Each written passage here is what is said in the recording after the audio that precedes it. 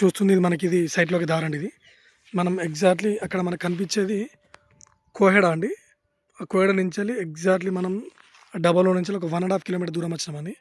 ఇది కడీలు ఇక్కడ నుంచి సైట్ అండి.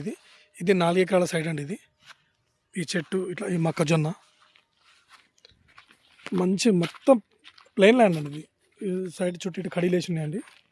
ఇదంతా ఇందులోకి వస్తుందండి. ఇప్పుడు ఈ రూము ఇది మొక్కజొన్న. ఇది మనకు జెన్యున్గా రైతు దగ్గర ఉందండి. ఇది మండలికి వచ్చేసి మనకు ఒక కోయడకు 2 కిలోమీటర్ దూరంలో ఉంటుందండి సైట్. ఇది మనకు 1 ఎకర్ వచ్చేసి 28 లాక్స్ చెప్తున్నాడండి.